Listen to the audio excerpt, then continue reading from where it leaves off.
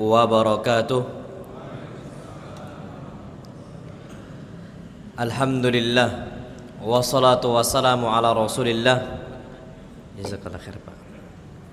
Hayyakumullah wa bayyakum wa saddadanillah wa iyyakum ala al-khairi wal huda mahyina wa as'aluhu bimannihi wa karamih ayaj'alani wa iyyakum min ahli al-ilmi wal qur'ani tadabbura wa fikha innahu ala kulli syai'in qadir wa bil ijabati jadir. Kita sudah membahas 10 kaidah dalam mensucikan jiwa, tapi ana ada kelewatan 2 kaidah, Masya Allah. Kaidah ke-8 dan kaidah ke-9 itu kelewatan, qadarallahu wa syafa'al. Dan sekarang kita akan bahas merawat hati dengan lingkungan yang baik. Disebutkan kaidah yang ke-8, takhayyurul julasa. Kita harus pilih-pilih teman duduk, teman nongkrong, kawan bermajlis, wantiqa'ur rufaqa. Dan kita harus filter siapa kawan-kawan kita. Nah, ternyata kalau sudah dapat kawan-kawan yang saleh, mereka yang duduk di masjid, itu tetap harus butuh kesabaran. Banyak orang-orang sudah jumpa dengan kawan-kawan yang saleh, tapi ternyata nggak bisa sabar. Pertemanannya mereka nggak begitu lama. Ini sayang banget gitu. Dan ini sebabnya karena nggak ada kesabaran. Padahal perintah Allah Subhanahu wa ta'ala, kita tetap harus berteman dengan mereka yang saleh. Kalau seandainya ada pertikaian, wajar, karena itu mereka manusia biasa. Makanya Syekh Abdul Razak Ibn Abdul Muhsin Al-Abbad, beliau bawakan satu ayat pertama kali dalam masalah ini. Beliau bawakan firman Allah Subhanahu wa ta'ala, a'udzu billahi minasyaitonir rajim, wasbir nafsaka ma'al ladzina yad'una rabbahum khaufan wa bil ghadati wal 'ashi yuriduna wajha. Wahai Muhammad, sabarkanlah jiwa engkau untuk berteman dengan mereka-mereka yang saleh, yad'una rabbahum, yang kerjaan mereka hanyalah beribadah kepada Allah Subhanahu wa ta'ala, berdoa kepada Allah Subhanahu wa ta'ala, bil ghadat, baik di pagi hari, wal 'ashi, ataupun di sore hari, ataupun waktu malam, yuriduna wajah, yang mereka harapkan hanyalah wajah Allah Subhanahu wa ta'ala. Di sini bapak-bapak, ibu-ibu, kalau kita sudah dapat komunitas yang baik, jangan antum kira tidak ada pertikaian, dan jangan dikira nggak butuh kesabaran. Orang ini kalau sudah mendapatkan kawan yang baik, semisal satu majelis nih, di majelis ilmu, dia merasa kawan-kawan dia ini adalah orang-orang saleh yang seakan-akan nggak berbuat salah, seakan-akan kawannya ekspektasi dia seperti malaikat. Ketika dia dizalimin, sakit hati.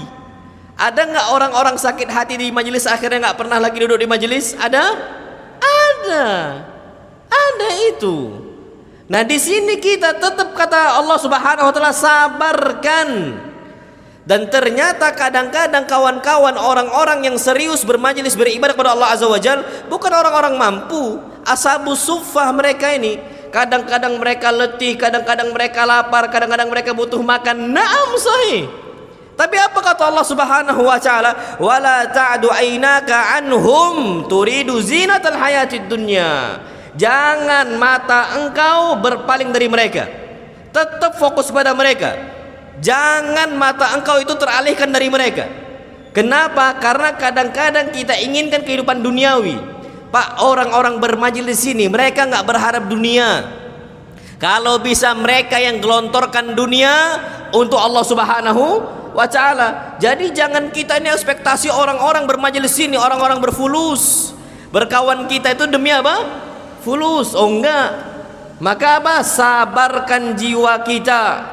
Jangan sampai kita ini ngikuti kata orang-orang yang dia dilalaikan hatinya oleh Allah Azza wa Jal.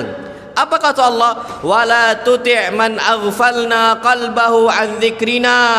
Jangan ikuti orang-orang yang hatinya telah kami lalaikan dari ingat kami. Yang dia inginkan dalam berkawan itu fulus. Yang dia inginkan apa? Duniawi. Kata Allah, jangan ikuti mereka. Ada orang-orang kayak gitu, Pak, pertemanannya diasaskan atau dilandaskan dengan apa? Duniawi. Na'udzubillah tsumma na'udzubillah. Wattaba'a hawa, yang dia ikuti dalam bermajelis dia itu hawa nafsu. Apa yang dia inginkan itu yang dia kejar. Wa kana amruhu furuta, perkara dia adalah perkara yang binasa, yang sia-sia. Na'udzubillah. Nggak ada faedah dari situ ya ikhwah. Maka kita harus tahu, ketika kita bermajelis, yang pertama kita ketahui mereka bukan para malaikat. Karena ada orang-orang ketika dapat kawan yang baru ini, Masya Allah semangat ibadah, tunggu, iblis nih datang, syaitan nih datang, si A zalimin si B sakit hati, langsung nggak lagi bermajelis. Itu ada. Atau dia masuk ke majelis, dia kira dia bisa nyari fulus di situ. Na'udzubillah, ada orang kayak gitu. Ini yang firmankan siapa? Allah Subhanahu wa ta'ala. Itu yang kita cari. Makanya harus bersabar. Kalau kita mau mengaji agama Islam secara serius, siap-siap aja kita habis bangkrut dunianya. Harus kayak gitu, Pak. Antum jangan nyari dunia di sini. Bahkan apa kata para ulama? Man talabal hadits aflas. Orang yang mencari belajar nuntut ilmu hadis, dia bakal apa? Bangkrut dia. Mau nggak mau seperti itu. Bagaimana kita berkorban? Abu Bakar habis fulusnya karena apa? Karena dakwah, jalan ilmu, untuk membentuk komunitas yang baik, Umarnya juga sama, Utsmannya juga sama, Abdurrahman ibn Auf juga sama. Ini yang Allah firmankan.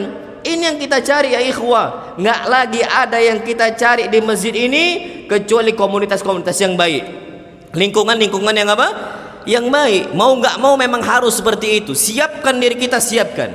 Nah nanti kalau sudah berkawan, tengok Pak, mungkin sebagian tempat ketika awal bangun masjid, Masya Allah semua nyatu, semua nyatu semangat. Tengok tengah jalan, kadang-kadang iblis itu datang, pertikaian mulai muncul, permusuhan mulai meledak, ujung-ujungnya mangkrak nih pembangunan masjid.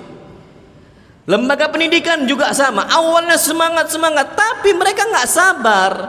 Jadi nganggap itu ikhwah sudah harus sempurna, tidak boleh ada yang apa? Ada kekurangan sama sekali. Ya ikhwah, manusia bukan malaikat. Makanya apa disebutkan oleh Nabi kita Muhammad SAW?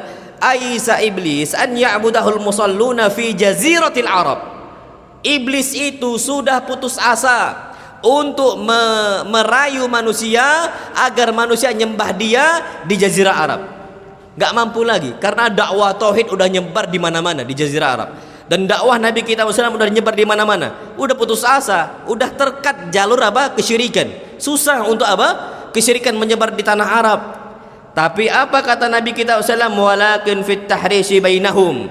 Ada yang bisa dilakukan iblis. Apa itu fit tahrish? Untuk membuat mereka tuh saling liar, saling apa? Bertikai. Fit tahrishi bainahum, di antara apa? Di antara mereka. Nah di sini yang perlu kita ketahui ya ikhwah, ketika kita mencari komunitas yang baik, ingat dua hal. Mereka bukanlah malaikat. Yang kedua, jangan nyari dunia dari pertemanan. Jangan nyari apa? Dunia. Kita tulus, harus wafa, harus as-sidq. Lihatlah para sahabat Nabi kita Muhammad SAW, bagaimana mereka ini mencari lingkungan yang baik bersama Nabi SAW. Mereka siap kekurangan harta mereka, mereka siap kehabisan apa orang-orang mereka, pemimpin-pemimpin mereka siap. Bahkan sebelum Nabi SAW dibaiat, Abbas ibn Abdul Muttalib mengatakan, ini kalian kalau mau ngambil si Muhammad, fa innahu la zala fi izin min qaumihi. Dia ini masih dijaga di Mekah, masih ada yang sungkan sama dia di Mekah. Wa mana'a fi baladihi, dan dia masih dilindungi di Mekah. Kalian mau bawa ini dia ke Yathrib, kalian siap enggak untuk setia? Jangan di awal semangat, tiba-tiba dibiarkan nabinya enggak dibantu, dibiarkan. Ada yang itu ada, enggak ada wafa, tidak ada kesetiaan. Awalnya memang semangat. Kata Abbas, kalau kalian enggak yakin untuk setia wafa, jangan kalian bawa si Muhammad. Aku bisa jaga dia seorang diri, jangan kalian bawa. Tapi kalau kalian memang wafa, memang setia, bawa dia ke Yathrib, bawa dia ke Madinah. Apa kata Asad bin Zurarah? Ya Rasulullah, ubsut yadaka nubayi'uka. Kasih tangan engkau, kami siap untuk membaiat. Nuridu sidq wal wafa, kami jujur dan kami setia. Kalau seandainya kondisi kami susah, kami setia kepada engkau. Kondisi kami lapang, kami juga setia kepada engkau. Tapi kami mau bertanya, ya Rasulullah, kami enggak mencari dunia ya Rasulullah. Kami bertanya, fa idza adharakallah, kalau seandainya Allah mengangkat engkau, mengunggulkan engkau, apakah engkau akan kembali kepada kaum engkau dan engkau tinggalkan kami sendiri? Apa kata Nabi kita Muhammad SAW? Al-wafa, al-wafa, ad-dam bid-dam, kesetiaan-kesetiaan, darah balas darah, kehancuran balas kehancuran.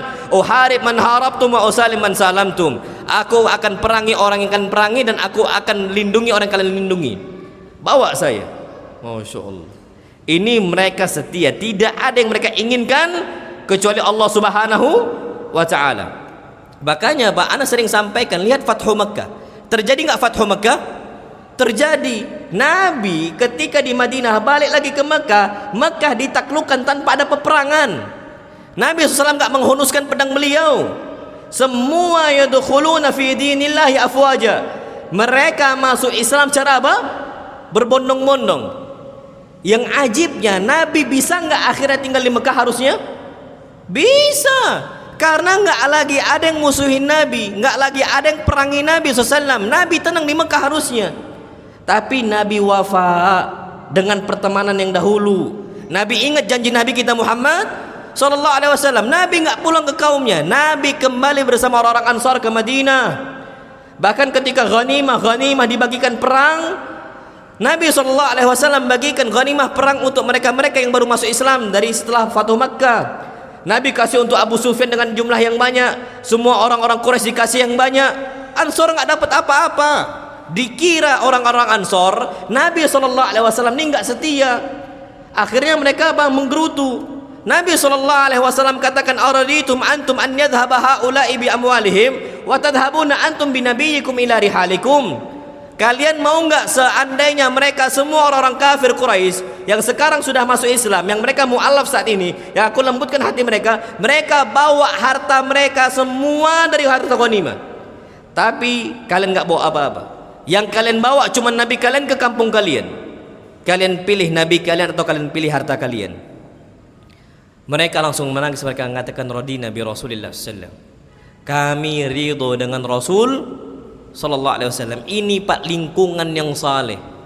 Tidak ada yang mereka cari dari pertemanan kecuali apa? Wajah Allah Subhanahu wa ta'ala. Makanya Nabi meninggal di Mekah atau Madinah? Madinah sallallahu alaihi wasallam. Padahal Nabi ini itu tempat yang paling Nabi cintai, bukan Madinah tapi mana? Mekah. Bahkan Nabi katakan, Nabi deklarasikan, beliau katakan, ya Mekah innaki la ahabbul biladi ilai. Wahai Mekah, engkau adalah tempat yang paling saya cintai. Walaula anna qaumaki akhrajuni ma kharajtu minki. Seandainya kaum engkau tidak mengeluarkan saya, niscaya saya enggak akan keluar dari engkau wahai Mekah. Tapi faktanya, walaupun Mekah yang paling dicintai oleh Nabi kita SAW, iyalah tanah kelahiran. Siapa yang nggak cinta? Kita berangkat ke Eropa, kita berangkat ke Timur Tengahnya, ujung-ujungnya bakal kangen dengan negara apa? Tanah lahir, pasti itu. Tapi Nabi SAW memaksakan diri beliau janji setia atas pertemanannya. Maka Nabi SAW meninggal di rumahnya Aisyah, di kota apa? Madinah. Padahal mampu nggak Hafsah balik ke Mekah, Aisyah balik ke Mekah, Nabi balik ke Mekah? Mampu nggak itu? Mampu banget. Tapi Nabi nggak khianat.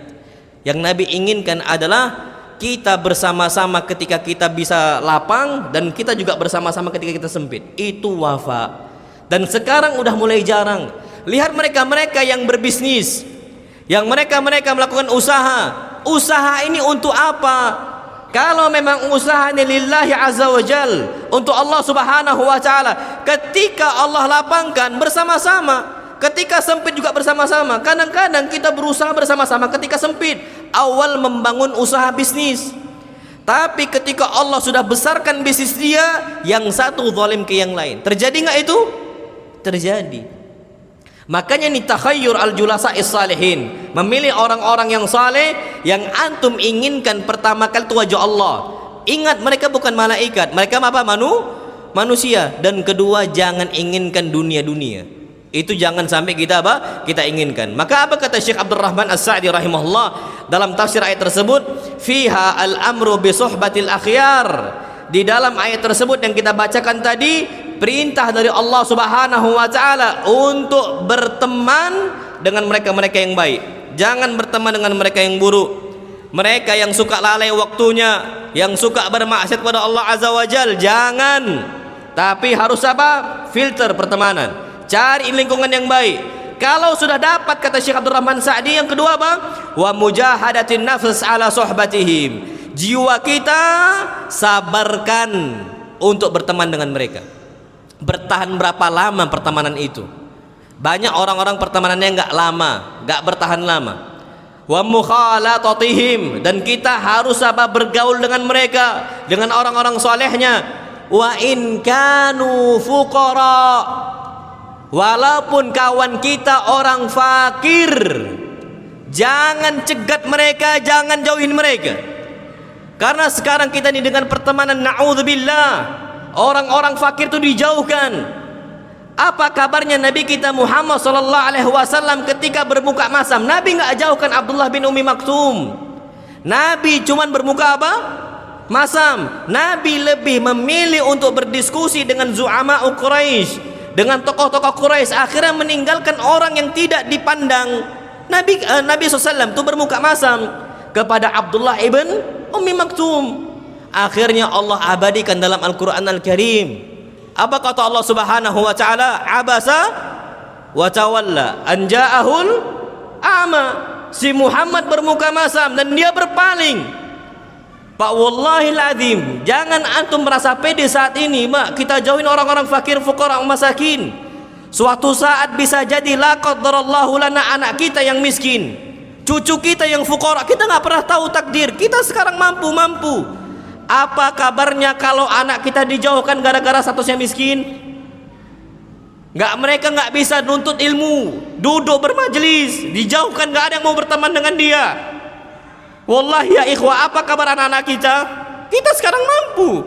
Sekarang suatu saat anak kita meninggal, nggak tahu nasib anak kita.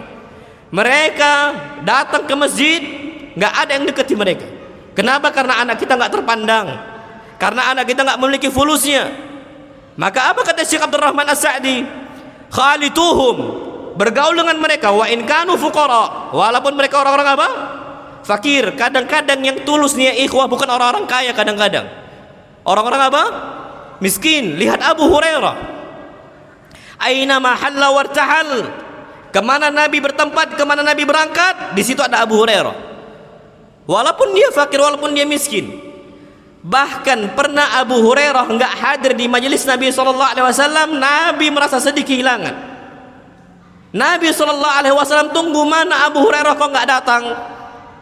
Karena Nabi enggak suka ketika orang rajin menuntut ilmu tiba-tiba enggak datang. Maka Nabi bertanya, di mana Abu Hurairah? Abu Hurairah duduk paling belakang, dia telat, insyaallah. Akhirnya ketika itu Nabi SAW bertanya kepada Abu Hurairah, dari mana engkau wahai Abu Hurairah? Dia mengatakan, ya Rasulullah, kuntu junuban, aku tadi sedang junub, aku malu sungkan untuk duduk bersama orang-orang yang suci. Masya Allah. Apa kata Nabi SAW? Sesungguhnya orang yang beriman tidak bisa nularkan junubnya kepada yang lain. Duduk saja nggak apa-apa, duduk bersama apa kaum muslimin. Ini Abu Hurairah, Nabi kehilangan Abu Hurairah. Siapa Abu Hurairah? Min ashabi sufa, termasuk mereka-mereka ashabu sufa. La ahla lahum, tidak ada keluarga bagi mereka, wala mala indahum, tidak ada harta yang mereka miliki, bahkan tidak ada tempat tinggal mereka kecuali di mana? Di masjid. Nabi yang buat untuk mereka-mereka fuqara. Nabi yang memikirkan kondisi-kondisi mereka. Makanya ya ikhwah, kalau Nabi SAW ini hidup di hadapan kita, orang-orang fakir dipikirkan oleh Nabi kita Muhammad SAW. Semua dipikirkan oleh Nabi kita Muhammad SAW. Nabi akan datang satu persatu ke rumah mereka fuqara. Nabi kasih harta beliau, Nabi kasih harta beliau sallallahu alaihi wasallam. Enggak ada gap sama sekali antara Nabi SAW dengan orang apa? Orang miskin. Wa in kanu fuqara, sabar, kata Syekh Abdul Rahman As-Sa'di. Dari ayat Allah Subhanahu wa taala, fa inna fi suhbatihi minal fawaid ma la yuhsa. Karena orang-orang saleh, walaupun dia ini orang-orang enggak mampu, orang-orang miskin, pertemanannya itu banyak sekali fawaid, banyak sekali faedah ya ikhwah. Minimal lisan dia itu tulus untuk doakan antum. Wallah. Bahkan apa kata Nabi kita Muhammad SAW? Innama tunsaruna bi du'afaikum. Kalian ditolong oleh Allah Subhanahu wa taala, dikasih rezeki oleh Allah Subhanahu wa taala, sebabnya karena adanya orang miskin di antara kalian. Doa mereka orang-orang apa? Orang-orang miskin itu saleh, tulus mereka, masyaallah. Maka antum jangan berharap duniawi. Berteman dengan ikhwah, semuanya berteman dengan ikhwah. Ada orang miskin antum dekati. Antum tahu pakaian dia nggak ganti-ganti, antum belikan pakaian untuk dia. Peci dia nggak ganti-ganti, antum belikan peci untuk dia. Wafa ya ikhwah. Kesetiaan itu mahal di akhir zaman. Orang tuh hanya mendekat kita ketika kita punya apa? Fulus. Tapi ketika kita nggak punya fulus, orang menjauhi kita. Na'udzubillah. Makanya Nabi SAW ingatkan, teman yang saleh, teman yang saleh. Ar-rajul ala dini khalilihi falyanzur ahadukum man khalil. Seseorang itu tergantung kawannya, agama kawannya. Falyanzur ahadukum man khalil. Maka lihat kepada siapa dia itu berkawan. Dan ya ikhwah, masya Allah, kita kenal dengan para sahabat Nabi kita Muhammad SAW yang mereka ini orang-orang miskin. Mereka sampai khawatir kalah dari orang-orang kayanya. Tulus, mereka tulus beribadah kepada Allah Azza wa Jal. Bahkan Abu Qatadah, bahkan mereka Abu Darda, Abu Hurairah datang ke Nabi kita Muhammad SAW, dia mengatakan, ya Rasulullah, zahaba ahlud duthuri bil ujur. Orang-orang yang kaya itu membawa hartanya yang banyak. Kita bagaimana yang miskin ya Rasulullah? Nabi berusaha untuk apa? Menghibur mereka. Nabi nggak jauhin mereka, Nabi semangatin mereka orang-orang fuqara. Tapi harus sabar, memang berkawan dengan mereka nggak gampang. Kadang-kadang ngeluh A, ngeluh B, ngeluh C. Dengarkan apa keluhan mereka, kasih solusi untuk mereka. Masya Allah, Nabi dengarkan ucapan Abu Hurairah. Ternyata mereka ini tulus untuk mengalahkan apa? Untuk musabaqah bil khairat, untuk berlomba-lomba dalam apa? Kebaikan. Akhirnya apa kata Nabi SAW? Awala adullukum, maukah aku tunjukkan kepada kalian yang mana kalau kalian kerjakan hitungannya adalah apa? Sedekah. Inna bi kulli tasbihatin sadaqah wa kulli tahmidatin sadaqah wa kulli takbiratin sadaqah wa amrin bil ma'rufi sadaqah wa nahyin an munkarin sadaqah. Sesungguhnya tasbih itu dihitung sedekah, tahmid dihitung sedekah, tahlil dihitung sedekah, takbir dihitung sedekah, amar ma'ruf nahi munkar dihitung sedekah. Itu semua sedekah. Bahkan kata Nabi SAW, wa fi but'i ahadikum sadaqah. Kalian bersetubuh dengan istri kalian dihitung apa? Sedekah. Kalahkan orang kaya dengan cara itu. Nabi SAW tuh dengarkan mereka yang apa? Risau, takut kalah ibadahnya, takut kalah pahalanya dibandingkan mereka yang kaya. Akhirnya masya Allah ya, Abu Bakar, Umar, Uthman dengar, kok mereka sekarang rajin banget bertasbih, rajin banget bertahmid, rajin banget bertakbir. Ada apa ini? Rupanya ada sahabat Nabi yang lain membocorkan ucapan Nabi kita Muhammad sallallahu alaihi wasallam. Apa yang terjadi? Abu Bakar langsung semangat tahmidnya, semangat tasbihnya, semangat takbirnya, semangat tahlilnya. Umar juga sama, Uthman juga sama. Abu Hurairah kalah lagi. Ngelapor lagi Abu Hurairah dan kawan-kawan ke Nabi kita Muhammad sallallahu alaihi wasallam. Ini Pak, tulus banget komunitas kayak gini. Ini lomba-lomba dalam kebaikan. Lomba-lomba mereka siapa yang terdepan, tidak ada penghalang apapun di antara mereka. Lomba-lomba dalam kebaikan. Apa kata Nabi kita Muhammad sallallahu alaihi wasallam ketika mereka ngelapor, ya Rasulullah, ternyata mereka bertasbih sebagaimana kami bertasbih, mereka bertahlil sebagaimana kami bertahlil, mereka bertakbir sebagaimana kami bertakbir ya Rasulullah. Apa solusinya lagi ya Rasulullah? Nabi cuma diam. Nabi katakan bahwa ayat Al-Qur'an Al-Karim, dzalika fadlullahi yu'tihi may yasha. Itu kemuliaan Allah yang Allah berikan kepada siapa hamba manapun yang Allah kehendaki. Ya udah, itu hak mutlak milik siapa? Allah. Ternyata Pak, masya Allah, mereka ini komunitas yang baik, saling berlomba-lomba dalam apa? Kebaikan. Cari fulus, bukan cari fulus tapi cari apa? Ujur. Sekarang kita ini na'udzubillah, semua gimana kalau harus ada apa? Diduitkan. Wallah Pak, kalau seandainya itu tujuan kita dalam berkawan, nggak usah berkawan. Wallahi sekarang ini banyak. Sekarang bisa nggak kita ini ambil fulus keuntungan dari itu, dari fulan, dari alan, dari alan, dari alan. Bahkan sampai perkara-perkara akhirat pun dicari apa? Fulus. Wallah ini Pak, kawan-kawan yang membahayakan diri kita. Antum coba perhatikan Pak, bahkan orang-orang miskinnya pun di zaman Nabi ikut bersedekah. Kalau kita tahu kondisi mereka, malu kita Pak. Orang miskin dari mereka ikut apa? sedekah. Orang miskinnya bahkan dipuji oleh Allah Subhanahu wa taala, alladzina yunfikuna fis sarra'i wad dharra. Mereka tetap berinfak walaupun mereka ini ketika lapang atau ketika mereka apa? Sempit, karena nggak mau kalah dari Abu Bakarnya, Umarnya, Utsmannya.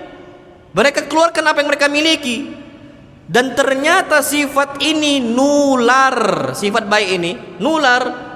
Almar'u ala dini khalili. Abu Hurairah berkawan dengan Abu Bakar, Abu Hurairah berkawan dengan Umarnya. Walaupun status mereka berbeda, satu kaya satu miskin, tapi amal mereka sama. Sama-sama apa? Bersedekah. Sama-sama mengeluarkan hartanya ketika mereka mampu.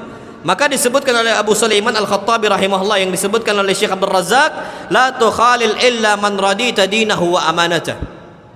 Jangan sampai engkau berkawan, jangan sampai engkau berteman kecuali engkau pastikan engkau ridho dengan agamanya, engkau terbawa dengan suasana akhiratnya, bukan suasana dunianya, terbawa dengan suasana akhiratnya.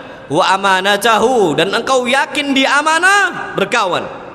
Tapi kalau dia enggak amanah, dia khianat, agamanya enggak terjaga, maka jauhi. Fa innaka idza khalaltahu qadaka ila dinihi wa madhhabih. Kalau seandainya engkau berteman nih dengan orang yang engkau cintai agamanya dan engkau cintai akhlaknya dan amanahnya, niscaya dia akan giring engkau kepada agama dan akhlaknya hal yang sama, bahkan ke madhabnya juga. Kenapa? Karena dia ini pelan tapi pasti kawan itu akan menari. As-sahib sahib, kata para ulama. Kawan itu pasti apa? Nari, pasti nari, pasti nari, pasti nari. Apa kata beliau? Wala tugharrir bidinika. Jangan tertipu dengan agama engkau. Agama kita kuat, insya Allah aman, insya Allah aman. Tapi kalau circle-nya nggak dirubah, yang awalnya aman bisa bahaya. Perhatikanlah, apalagi kalau kita seorang diri, lingkungan kita rusak, rusaklah kita. Kata Abu Sulaiman Al-Khattabi, wala tugharrir bidinika. Jangan pede banget dengan agama engkau. Bisa rusak satu orang nih kalau dikelilingi ini apa? Orang-orang nggak benar. Ana dulu masya Allah punya kondisi kawan, dia nih rajin banget sholatnya, rajin banget, bahkan wudhunya itu nggak ada israf, nggak ada mubadir. Jadi di pondok kami itu Pak, keran air itu bukan keran yang mutar itu, bukan, tapi keran yang warna biru yang cuma setengah itu, mentok matikan, mentok matikan, yang warna biru tuh kerannya, namanya Onda mereknya kalau nggak salah itu. Jadi yang kayak gitu, mungkin antum tahu lah. Itu tujuannya biar nggak mubadir. Tapi dia hemat banget Pak, nyuci tangan, kumur-kumur, seperti itu, saking nggak mau mubadirnya. Tiba-tiba kami lihat dia, kawannya udah mulai berubah gitu, kawannya udah mulai yang nggak bener gitu. Kami ingatkan, jangan wahai fulan, jangan berkawan sama mereka, nggak bagus. Apa kata dia? Bang, tapi kan tujuannya biar mereka berubah. Faktanya bukan dia mewarnai, tapi dia diwarnai. Berubah Pak, berubah 100% berubah. Yang awalnya ranking 2-3 terus nggak pernah lagi ranking. Ini terjadi Pak, santri yang kita lihat dengan mata kepala kita sendiri, masya Allah. Dan itu terjadi. Wala tugharrir bidinika. Jangan merasa pede dengan apa? Agama. Pasti nular, pasti nular. Bagaimana ambisi kawan-kawan kita akan nular kepada kita. Tengoklah pelan tapi pasti. Kalau ternyata kawan-kawan kita hobi maksiat, hobi dengerin semisal yang nggak baik, semisal dari maksiat yang berupa musiknya, ghibahnya, namimahnya, pelan tapi pasti karakter itu akan apa? Nular. Tengoklah. Tapi kalau kawan-kawan kita kawan-kawan yang zuhud, kawan-kawan yang ingat akhirat, kawan-kawan yang hobi membaca Al-Quran Al-Karim, mendengarkan Al-Quran Al-Karim, berlomba-lomba dalam kajian, tengoklah, nular itu insyaallah. Maka apa kata beliau? Wala tugharrir bidinika. Jangan merasa pede dengan agama kita yang kuat. La tukhatir binafsika. Jangan jatuhkan jiwa engkau ke dalam mara bahaya. Fatukhalil man laisa mardiyan fi dinihi wa madhhabihi. Untuk engkau memberanikan diri berkawan dengan mereka-mereka yang enggak bagus agamanya, yang enggak bagus akhlaknya. Jangan merasa pede kata beliau. Berani-berani cemplungkan diri kita ke komunitas mereka. Jangan. Dan masya Allah Pak, komunitas-komunitas kayak semisal kendaraan, mobilkah, motorkah, antum cek itu Pak, pastikan, pelan tapi pasti. Percayalah sama ada, atau kalau semisal ada komunitas mobil, boleh silahkan, kalau bisa, tapi kawan-kawan semua apa? Baik. Karena terjadi kalau komunitas itu main wanita nanti mereka pelan tapi pasti. Motor juga sama. Mungkin awalnya nggak sampai ke khamar, mungkin awalnya dukhan, rokok dulu, habis rokok nanti lanjut ke mana? Khamar, habis khamar lanjut ke wanita, mungkin dan seterusnya, naudzubillah. Maka apa?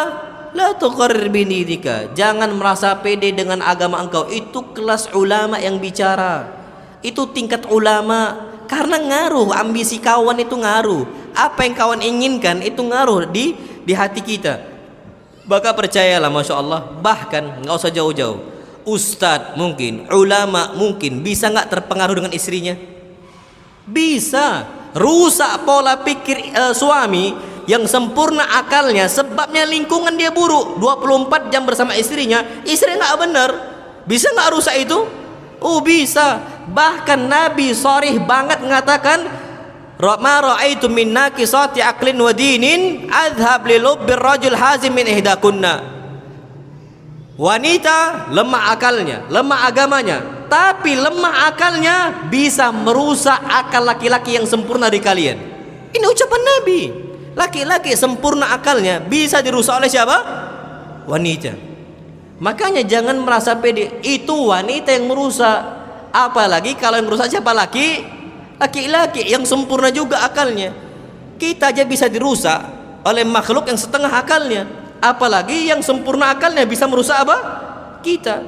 Dan faktanya Pak, yang lebih bisa merusak seorang laki-laki itu lingkungan tongkrongan.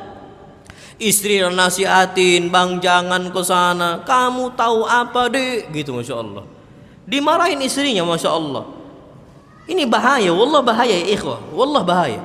Maka jangan sampai kawan-kawan kita itu kawan-kawan yang jauh dari Allah Subhanahu wa taala. Ini kata beliau. Dan beliau Syekh Abdul Razak membawakan sebuah hadis yang ma'ruf tentang orang yang penjual minyak wangi dan apa pandai besi. Ini enggak usah kita baca, kita lewatkan. Dan kemudian disebutkan lagi Al-Qadi Iyad, beliau menjelaskan syarah hadis ini, hadis tentang masalah penjual minyak wangi dan juga pandai besi. Beliau katakan fihi tajannubu khulata'is su. Di dalam hadis Nabi kita Muhammad SAW itu perintah jelas agar kita jauhin kawan-kawan yang buruk.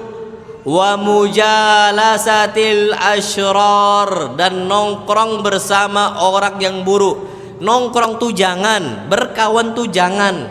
Nongkrong duduk-duduk itu ngaruh banget. Jangan sama sekali. Dan beliau katakan wa ahlil bid'ah wal mughtabin, kata Al-Qadi Iyad, jangan duduk bersama mereka-mereka yang masih berkutat kepada kebidahan. Wal mughtabin, orang tukang ghibah. Orang tukang ghibah lama kelamaan bakal ngaruh. Makanya kalau bisa tuh kawan tuh kalem-kalem aja sudah. Apa? Tajahul taqaful, pura-pura enggak tahu. Tapi kalau sudah keseringan ini mughtabin, suka apa istilahnya tukang ghibah, ya na'udzubillah, sudah rusak semuanya. Sudah rusak apa? Semuanya. Li'anna jami'a haula'i yunafidhu atharuhum ila jalisihim. Karena mereka semua yang disebutkan oleh Al-Qadi Iyad, dampaknya itu berpengaruh banget dengan kawannya. Wal haddu ala mujalasati ahlil khair wa talaqqil ilm wal adabi wa husnil huda wal akhlaqil hamidah. Dan dalam hadis ini adalah anjuran dari Nabi kita Muhammad SAW untuk bermajlis, duduk nongkrong bersama mereka-mereka yang baik. Wa talaqqil ilm wal adab minhum, dan ambil ilmu dan ambil adab dari mereka yang semangat nuntut ilmu, yang semangat mengajarkan ilmu, ambil ilmu dari mereka. Wa husnil huda wal akhlaqil hamidah, dan mereka-mereka yang petunjuknya baik dan akhlaknya juga baik. Ini ambil, masya Allah, sebisanya. Antum apa? Raup ilmu itu sebanyak-banyak dari mereka. Fa'alal abad, maka kewajiban seorang hamba takhayyurul julasa, pilih lingkungan tongkrongan yang terbaik, yu'inunahu 'alal khair, yang membantu mereka untuk kebaikan diri mereka. Makanya istri, kita pilih istri itu jangan sembarang pilih. Cari istri, kata Nabi SAW, wa imra'atan tu'inuhu 'ala amril akhirah. Pilih istri yang bisa membantu kita dalam perkara apa? Akhirat. Bang, udah azan, berangkat Allah bang, berangkat. Bang, ada kajian nih, berangkat kajian. Nanti catat ya, ajarin adik di rumah, masya Allah. Ada istri antum kayak gitu? Bang, berangkat. Adik pengen tahu apa kata ustadznya. Antum pas pulang ditanya sama istri, "Bang, apa kata ustadz?" Nah, wallahu a'lam. Tanya ustadznya. Oh gini deh, lihat aja live-nya, rekaman apa? Rekaman ulang ya. Masya Allah. Ini terjadi gimana?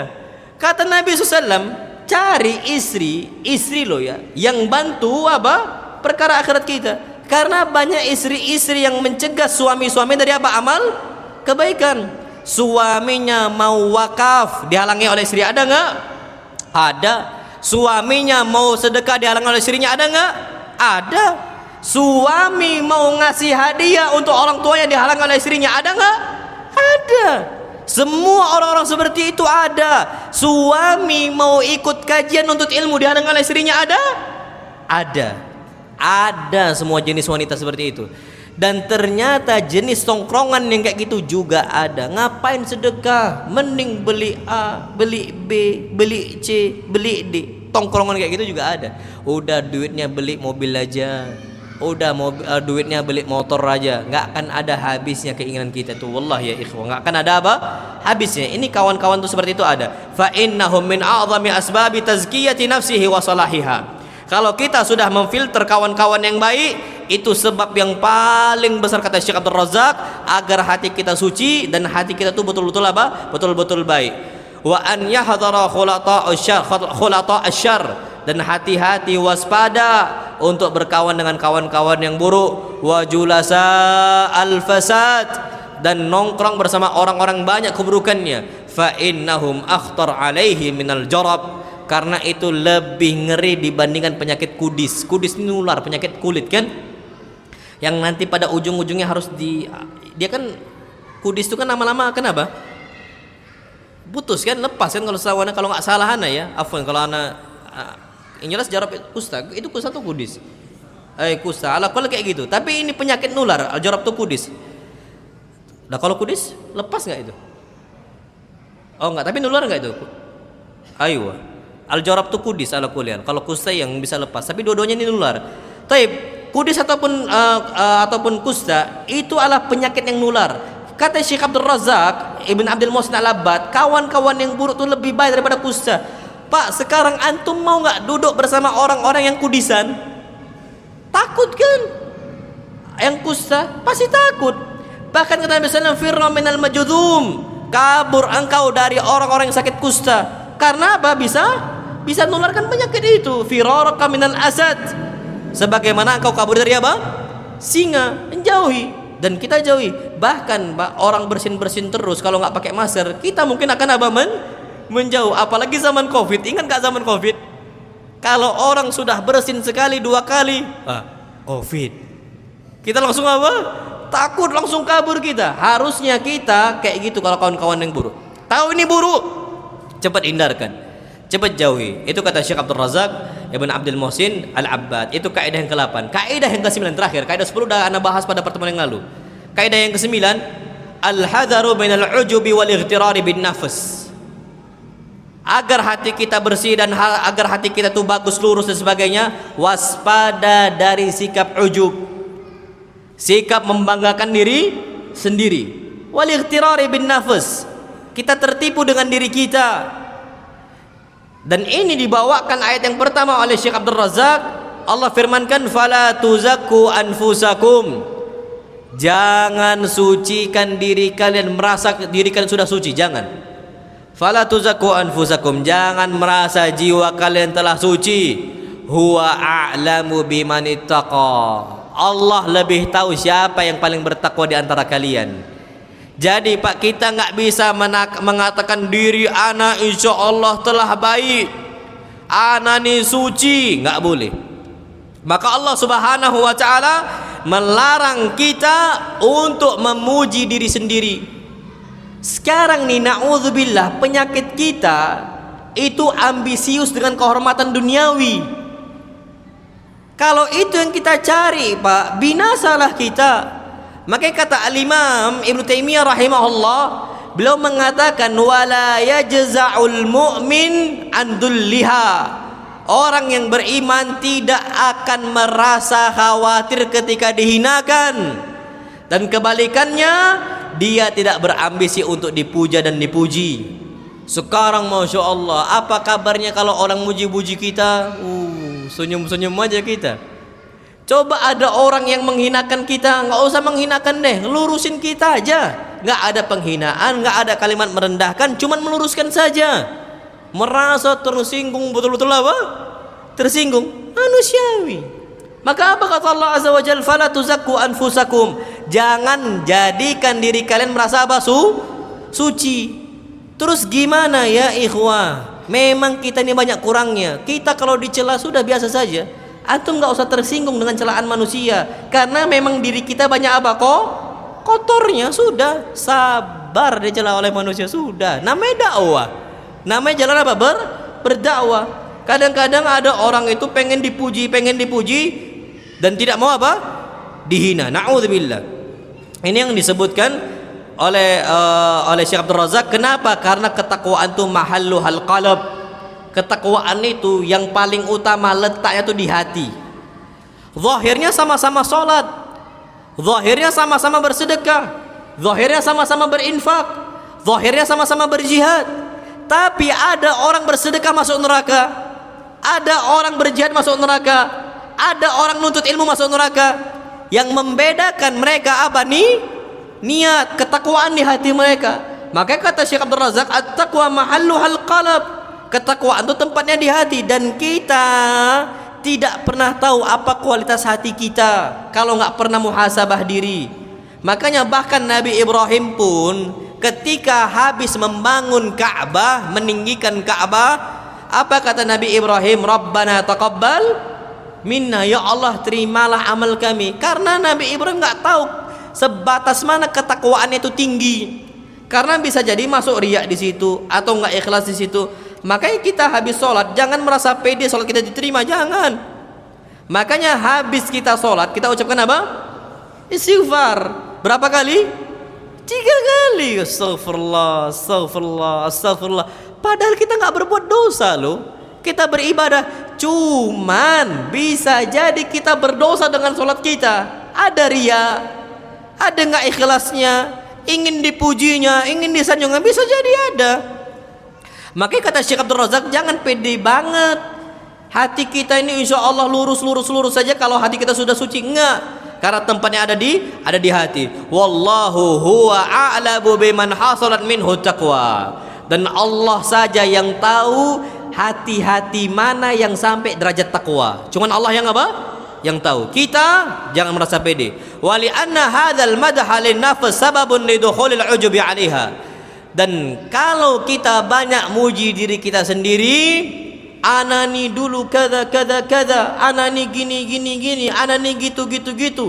Kalau kita sering ceritakan tentang diri kita untuk memuji diri kita, ini sebab terbesar ujub, merasa bangga diri itu masuk ke dalam hati kita. Syekh Abdul Razak rahimahullah, Syekh bin Baz rahimahullah, beliau ketika mengisi daurah ilmiah itu kan ada moderatornya. Moderator itu bercerita tentang tarjamatus Syekh, tentang biografi Syekh bin Baz sebelum kajian dimulai. Ketika moderator itu menjelaskan siapa Syekh bin Baz, apa kata Syekh bin Baz? Kif. Stop. Jangan lanjutkan, stop. La ya Syekh, haula'i yuriduna an ya'rifuk. Wahai Syekh, mereka itu ingin kenal dengan engkau, ya arifuan. Enggak apa-apa ya Syekh. Kif, stop. Masya Allah. Karena beliau nggak mau apa dipuji. Pasti kalau yang disebutkan biografinya nggak ada yang jelek-jelek. Orang tuh kalau disebutkan biografi semua yang apa? Yang indah-indah lah. Makanya Syekh Abdul Razak nggak mau, stop kata beliau. Ini baru wajib ini Pak manusia zaman sekarang, Masya Allah. Makanya kata beliau, kalau orang sudah memuji diri dia sendiri, itu sebab terbesar masuk apa? Ujub. Wasababun nirriya. Dan itu sebabnya kita tuh bisa riya, dan itulah yang membatalkan amal soleh kita. Merasa pandangan manusia itu yang kita cari, na'udzubillah. Sekarang betapa banyak manusia yang tertipu dengan apa? Mutabi', dengan pengikut, dengan followersnya. Yang dia cari followersnya, na'udzubillah. Pak Bun, kadang-kadang kalau nama kita nggak disebut kita marah. Kalau gelar kita nggak disebut kita marah. Apa urusan dengan nama kita? Para ulama zaman dahulu pun berharap kalau seandainya saya itu bisa nulis ilmu tanpa saya tulis namanya. Tapi takutnya kalau seperti itu bahaya nanti. Ini nisbatnya ulama siapa yang ngomong. Maka tetap ditulis sama mereka. Kalau nggak dituliskan majhul, mubham, ini nggak jelas siapa yang ngomong kan gitu, kan bahaya juga. Tapi kata mereka, seandainya memang diperbolehkan, aku akan tulis kitab, tulis ilmu tanpa ada nama. Untuk menjaga apa? Hati mereka. Takut ujub. Sekarang orang berlomba-lomba untuk ngejar apa? Followers. Kalau zaman dulu itu ada istilah mereka itu saling fallback. Ada kan dulu? Yang dicari itu kok followers gitu loh. Fallback ya. Jadi merasa bangga kalau followersnya apa? Banyak. Isyada Allah ya ikhwan. Antum nama antum nggak disebut, nama antum nggak dipampang, nggak ada masalah. Gelar antum nggak dicantumkan, nggak ada masalah. Nggak urusan kita. Itu yang perlu kita ketahui. Nah, wallahu a'lam bishawab. Ini sudah isya. Nanti kita lanjutkan sedikit tentang masalah ini yang terakhir di sini insyaallah, yang ke-9 nanti ba'dal isya. Wa sallallahu ala nabiyyina Muhammad subhanakallahumma bihamdika asyhadu an la ilaha illa anta astaghfiruka wa atubu ilaik. Assalamualaikum warahmatullahi wabarakatuh. Bismillahirrahmanirrahim. Assalamualaikum warahmatullahi wabarakatuh. Alhamdulillah wassalatu wassalamu ala rasulillah. Kita lanjutkan lagi. Kata beliau tentang masalah ujub atau berbangga diri atau tertipu dengan diri kita sendiri. Beliau katakan wal mu'min, seorang yang beriman kepada Allah, sekuat apapun usaha dia untuk beramal saleh dan meninggalkan hal-hal yang Allah haramkan, fa innahu la yazalu muqassira, pasti tetap ada cacatnya. Ibadah dia sebisa seusaha mungkin tetap ada kurang-kurangnya, kurang khusyuknya, mungkin kurang sunnahnya dan sebagainya. Kalaupun ternyata dia meninggalkan hal-hal yang Allah haramkan, kadang-kadang tetap ada celahnya, kurang sempurna niatnya, kurang baik tekadnya dan sebagainya. Wa zaliman li nafsihi, dan dia tetap menzalimi diri dia sendiri. Lihat kondisi Abu Bakar, kata Syekh Abdul Razak Ibn Abdul Muhsin Al-Abbad, yang mana Abu Bakar adalah khairun nasi ba'dal anbiya, dia adalah manusia yang terbaik setelah para nabi alaihi wassalam. Dia nanya, beliau tanya kepada Nabi kita Muhammad sallam agar Nabi ajarkan Abu Bakar sebuah doa yang mana Abu Bakar panjatkan kepada Allah Subhanahu wa taala di dalam salatnya. Dan ternyata Nabi ajarkan Abu Bakar untuk mengucapkan Allahumma inni zalamtu nafsi zulman katsira. Ya Allah, aku telah zalimi diri saya dengan kezaliman yang banyak sekali. Dalam sholatnya banyak kezalimannya, kurang khusyuknya, sedekahnya ada riyaknya, wakafnya mungkin ada sum'ahnya. Zulman katsira, kezaliman itu banyak banget. Ini doa yang Nabi ajarkan untuk Abu Bakar. Wala yaghfiru dzunuba illa anta, dan tidak ada yang mengampuni dosa kecuali Engkau ya Allah. Berarti kondisi Abu Bakar pun ada kurang-kurangnya. Jangan ujub dengan amal saleh. Itu manusia terbaik setelah para nabi. Faghfirli maghfiratan min indik, ya Allah, ampunkanlah saya dengan ampunan Engkau. Warhamni innaka antal ghafurur rahim, dan rahmatilah saya, sesungguhnya Engkau adalah Maha Pengampun lagi Maha Penyayang. Apa kata Syekh Abdul Razak ngasih komentar dari istilahnya ilmu yang Nabi ajarkan untuk Abu Bakar? Fa kaifa sya'an biman huwa dunahu? Gimana kondisi kita yang di bawah Abu Bakar? Pasti banyak kezalimannya. Gimana mungkin kita bisa ujub? Abu Bakar berdakwah. Mungkin di dalam dakwahnya Abu Bakar ada kezaliman. Tiba-tiba kita merasa ujub dakwah kita yang terbaik. Masya Allah. Dan ini terjadi pada Abu Bakar, di mana orang-orang setelah di bawahnya Abu Bakar.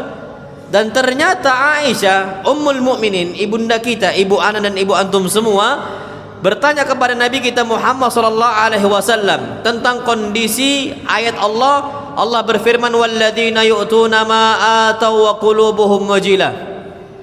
Mereka adalah yang mereka memberikan apa yang telah mereka kerjakan dalam kondisi mereka takut. Itu maksudnya apa sih takut di situ? Apakah karena mereka mencuri atau karena mereka minum khamr akhirnya takut dihukum, ditegakkan hukum had atau apa? Apa kata Nabi SAW? Bukan.